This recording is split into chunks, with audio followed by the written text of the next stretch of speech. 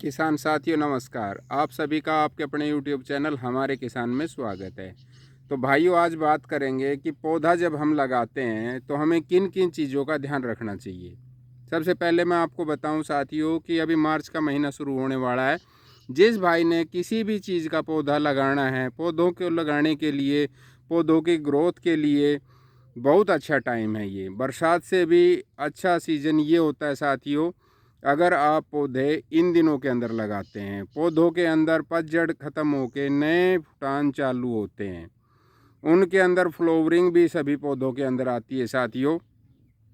तो इसलिए मैंने जो जज्ब किया है साथियों, 5-6 साल से मैं अपनी जो पौधों की खेती कर रहा हूँ, पेड़ लगा रहा हूँ, उनसे जो सीखा है उसके अंदर यही देखा है कि सभी पौधों के अंदर जो मार्च महीने के पौधे लगाए हुए हैं वो जल्दी ग्रो करते हैं और जल्दी फल देते हैं। बात रही साथियों अब ये कि हमें किस तरह से गड्ढा करना चाहिए और किस तरह से क्या क्या उसके अंदर खाद डालना चाहिए। साथियों, खाद डालने की रही बात, तो खाद हमने कुछ भी उसके अंदर एक्स्ट्रा नहीं डालना। जो पहले हमने बताया था, वर्मी कंपोस्ट या पुराना गोबर का खाद 1 से 2 केजी एक पौधे के अंदर, मिट्टी या बजरी, जमुना रेती जिसको बोलते हैं, वो 2 केजी के आसपास तक, यानी कि एक हिस्सा वर्मी कंपोस्ट का, एक हिस्सा जमुना रेती का कह लो। उसके बाद दोनों में से कोई सा ले लो साथियों, कोई फ़र्क नहीं है, दोनों में एक ही बात है। वो इसलिए है साथियों कि जो हमारी जड़ें हैं वो आसानी के साथ में चलें, उसको दिक्कत ना आए। और जो जमुना रेती है या मोटा रेत है साथियों, बूढ़ा रेत जिसको बोलते हैं, उसके अंदर पानी की नमी बनी रहती है इन दोनों ही चीज़ों के अंदर, और जड़ें आसानी से चलती हैं।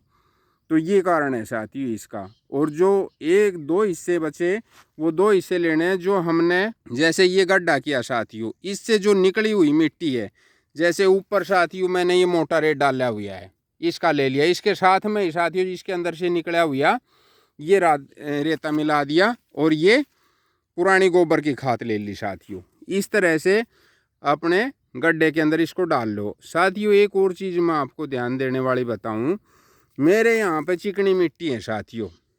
अगर चिकनी मिट्टी है साथियों तो उसके अंदर आपने जो मोटा रेत है, बालू रेत जिसको बोलते हैं, वो डालना बहुत ज़रूरी है साथियों। नहीं तो जो हमारी जड़ें हैं इस चिकनी मिट्टी के अंदर, पौधों की जड़ें खास करके नहीं चलती हैं।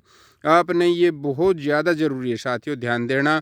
इसके लिए मैं आपको बताया कि सबसे नीचे आपने जमुना रेती, बूढ़ा रेत या वर्मी कंपोस्ट या पुराना गोबर का खाद ये ज़रूर डालना है साथियों सबसे नीचे, अगर चिकनी मिट्टी है तो। अगर साथियों आपका मोटा रेत है, आपकी ज़मीन बूढ़ा रेत है, दोमट मिट्टी है, तो साथियों उसके अंदर आपने क्या करना है, उसके अंदर थोड़ी चिकनी मिट्टी आप डालिए। पौधों की जड़ों में पकड़ बनती है साथियों उस चीज़ से। तो ये आप ध्यान रखें साथियों। एक साथियों मैं आपको बताऊं, जब भी आप पौधा खरीदते हैं वो आप कलमी पौधा खरीदें। कलमी पौधा खरीदने का साथियों उससे फ़ायदा ये है साथियों कि आप देखो, ये अपना पौधा है मौसमी का, इसके अंदर कहीं पे भी देखो कितना ज़बरदस्त साथियों, मेरे पूरे बगीचे के अंदर ही इसी तरह से फल आया हुआ है, आप देखो।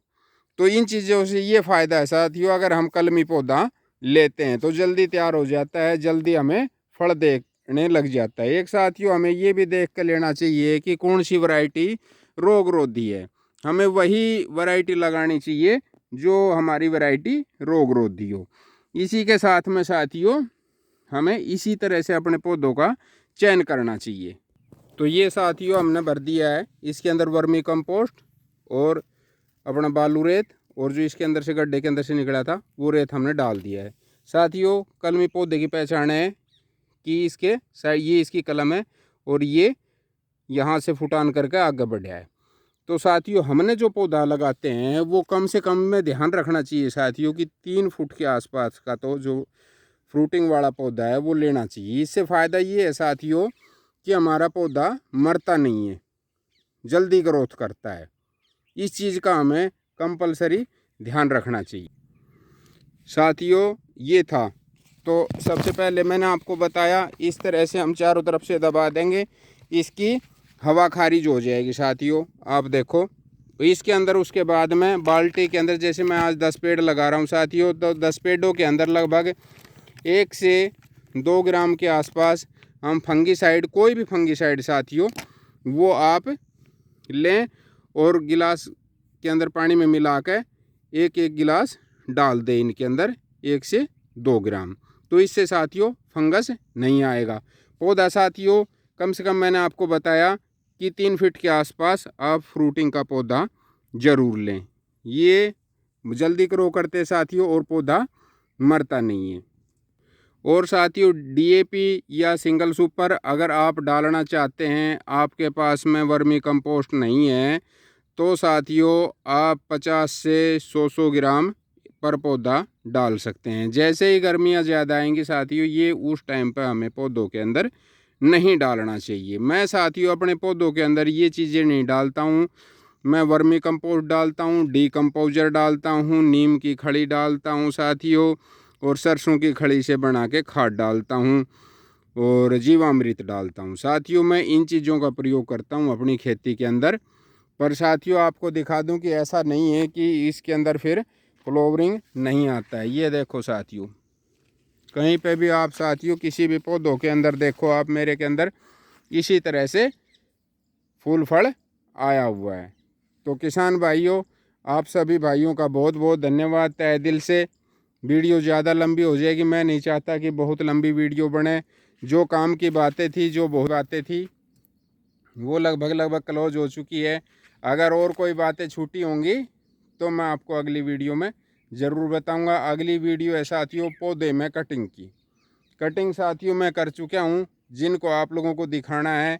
मैंने लगभग 50 तरह के पौधे लगाए साथियों। बहुत बड़ी वीडियो हो जाएगी, कोशिश करूँगा 2-4 पौधों के अंदर आप लोगों को वो चीज़ दिखाने की जिसकी ज़रूरत है। तो साथियों तहे दिल से धन्यवाद आप सभी का वीडियो में अंत तक बने रहने के लिए।